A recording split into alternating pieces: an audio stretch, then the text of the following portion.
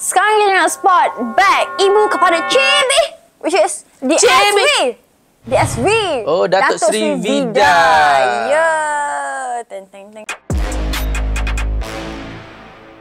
Show me the way. Show me the way.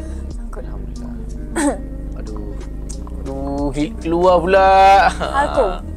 Keluar apa? Biar disangkut je. Kau jahit gila. Ni Datuk, Masya Allah Datuk. Ini adalah Dior Bobby. Dior Bobby ni harga di dalam RM16,500 sahaja. RM16,500 for DSV is no end.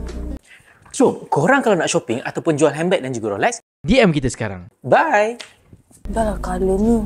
Gila. Hebat betul lah diorang. DSV beli bag berdasarkan baju apa yang dia ada. Betul, setuju. Orang lain beli bag berdasarkan baju apa yang dia tak ada. Kita tengok. Sumpah, saya rasa saya perasan dia memang pakai bag yang striking. Striking kalau kalah. esok tu dia nak pakai colour tapi tak ada bag, dia pergi beli terus. Dia beli kedai tu.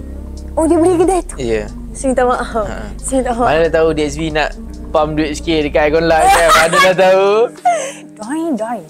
So, Wild West. Ini adalah Balenciaga Monaco, harga dalam RM43,000 sahaja. So, 43, 16.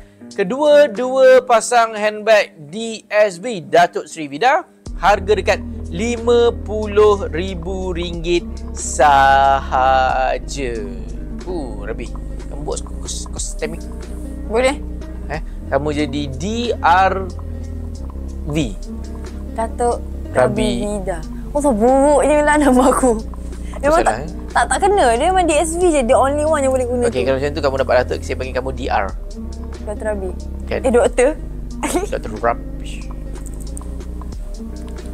Majak.